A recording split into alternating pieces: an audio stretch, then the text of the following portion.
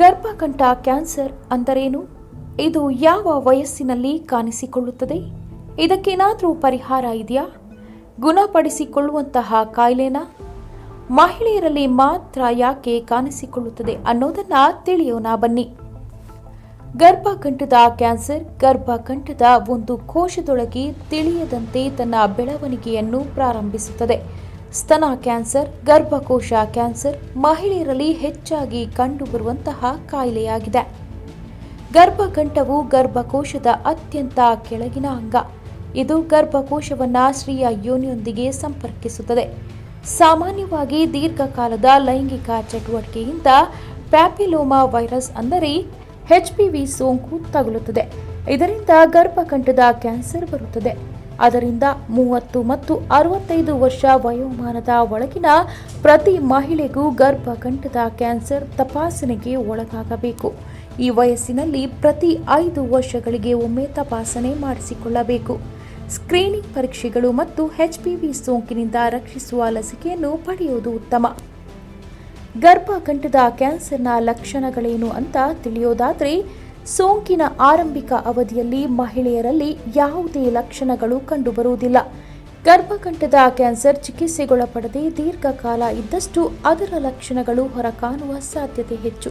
ಧೂಮಪಾನ ಮಾಡುವ ಯುವತಿಯರಲ್ಲಿ ಸಂತಾನೋತ್ಪತ್ತಿ ಆರೋಗ್ಯ ಸಮಸ್ಯೆಗಳು, ಜನನಾಂಗದಲ್ಲಿ ಅಸಹಜ ಮತ್ತು ಅಸಾಧಾರಣ ಪ್ರಮಾಣದಲ್ಲಿ ರಕ್ತಸ್ರಾವ, ಲೈಂಗಿಕ ಸಂಪರ್ಕದ ವೇಳೆ ಮತ್ತು ಮೂತ್ರ ವಿಸರ್ಜನೆಯ ಸಂದರ್ಭದಲ್ಲಿ ನೋವು, ಲೈಂಗಿಕ ಸಂಪರ್ಕದ ಬಳಿಕ ರಕ್ತಸ್ರಾವ, ಋತುಚಕ್ರದ ಅವಧಿಯಲ್ಲಿ ಬೆನ್ನು ನೋವು, ತುರಿಕೆ ಮತ್ತು ಉರಿ, ಹೆಚ್ಚು ಆಯಾಸ, ತುರ್ತು ಮೂತ್ರ ವಿಸರ್ಜನೆ, ಹೊಟ್ಟೆ ಉಬ್ಬರ ಕಂಡುಬಂದರೆ ವೈದ್ಯರ ಬಳಿ ತೆರಳಿ ಚಿಕಿತ್ಸೆ ಪಡೆಯಬೇಕು.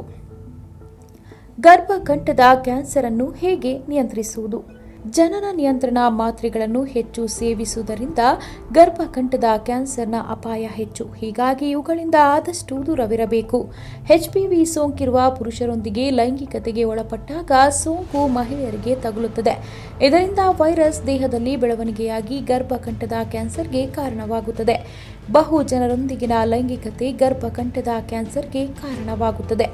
30 ವರ್ಷಗಳ ನಂತರ ಮಹಿಳೆಯರು ನಿಯಮಿತ ಪ್ಯಾಪ್ ಸ್ಮಿಯರ್ ಮತ್ತು ದ್ರವಾಧಾರಿತ ಸೈಟೋಲಜಿ ಪರೀಕ್ಷೆ ಮಾಡಿಸಿಕೊಳ್ಳುವಂತೆ ಸೂಚಿಸಲಾಗುತ್ತದೆ. ದಿ ಪ್ಯಾಪ್ ಪರೀಕ್ಷೆ ಮತ್ತು HPV ಪರೀಕ್ಷೆಯು ಗರ್ಭಕಂಠದ ಕ್ಯಾನ್ಸರ್ ಅನ್ನು ತಡೆಗಟ್ಟಲು ಸಹಾಯ ಮಾಡುತ್ತದೆ ಅಥವಾ ಅದನ್ನು ಮೊದಲೇ ಕಂಡುಹಿಡಿಯಬಹುದು. ಗರ್ಭಕಂಠದ ಕ್ಯಾನ್ಸರ್ ಅಪಾಯವನ್ನು ತಡೆಗಟ್ಟಲು ಸಾಕಷ್ಟು ಹಣ್ಣುಗಳು, ತರಕಾರಿಗಳು ಮತ್ತು ಆರೋಗ್ಯಕರ ಆಹಾರವನ್ನು ಸೇವಿಸಬೇಕು. ಬೊಜ್ಜು ಹೊಂದಿರುವ ಮಹಿಳೆಯರಿಗೆ ಗರ್ಭಕಂಠದ ಕ್ಯಾನ್ಸರ್ ಬರುವ ಸಾಧ್ಯತೆ ಹೆಚ್ಚು. ಧೂಮಪಾನದಿಂದ ಗರ್ಭಕಂಠದ ಕ್ಯಾನ್ಸರ್ ಉಂಟಾಗುತ್ತದೆ. ಅದೇ ರೀತಿ HIV ಏಡ್ಸ್ನಂತಹ ಕಾಯಿಲೆ ಇರುವವರಲ್ಲಿ ರೋಗನಿರೋಧಕ ಶಕ್ತಿ ಕೂಡ ಕಡಿಮೆ ಇರುತ್ತದೆ. ಆದ್ದರಿಂದ ಈ ರೋಗ ಸುಲಭವಾಗಿ ದೇಹವನ್ನು ಆಕ್ರಮಿಸಿಕೊಳ್ಳುತ್ತದೆ.